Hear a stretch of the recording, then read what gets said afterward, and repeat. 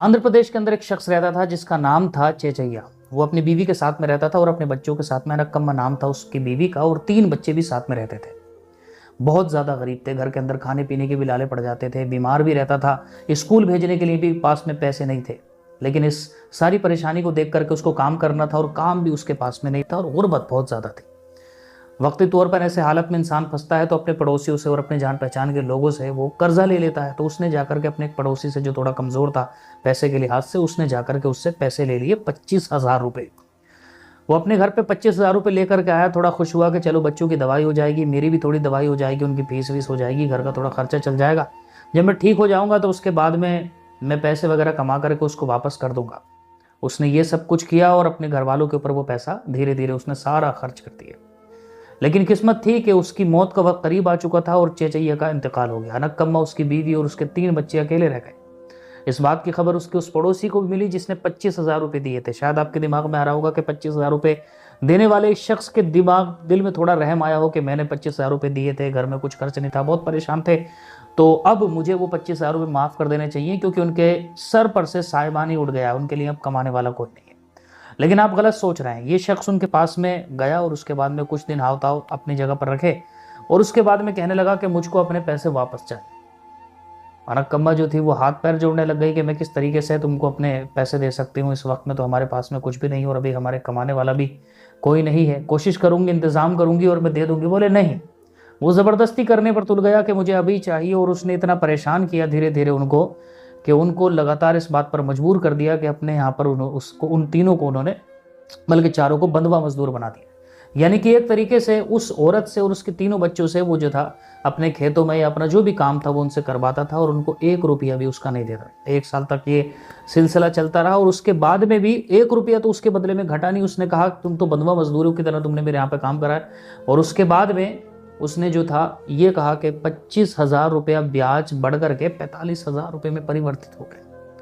औरत बेचारी बहुत ज़्यादा परेशान थी क्योंकि 25,000 रुपये नहीं बल्कि 25 रुपये भी उसके लिए बहुत ज़्यादा होते थे। लेकिन ये 25,000 से 45,000 का जो बोझ बन गया था, इसने उसको बुरी तरीके से घायल करके रख दिया। उसको अब समझ में नहीं आ रहा था कि मैं क्या करूं। उसके सामने हाथ जोड़ रही थी, अपने बच्चों का वास्ता वसीयत दे रही थी कि मुझको थोड़ी मोहलत दे दो साहब, मुझे माफ़ कर दो, बड़ी दुआएं लगेंगी तुमको। लेकिन उस इंसान के दिल में पत्थर था, दिल नहीं था बल्कि पत्थर था।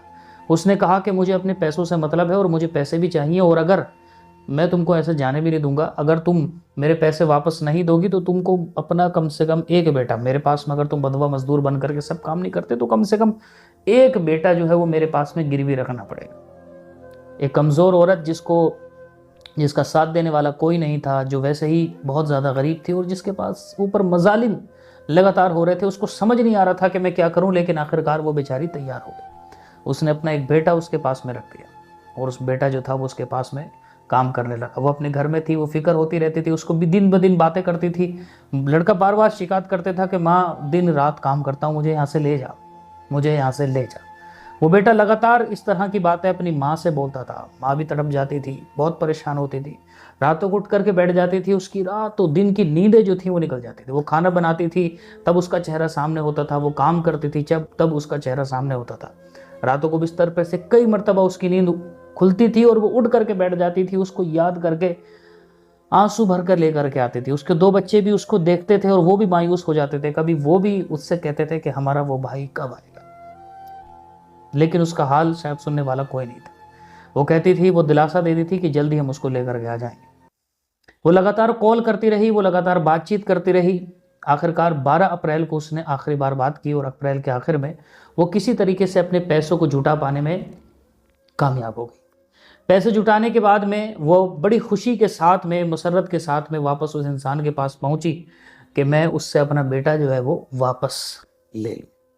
लेकिन जब उसके पास में गई तो उसके पास बेटा नहीं था, बल्कि उसने कहा कि और बेटा जो है वो किसी काम से कहीं चला गया है। फिर बोला कि उसकी तबीयत ख़राब है, वो अस्पताल में है। और आखिरकार में उसने कहा कि तुम्हारा बेटा भाग गया है।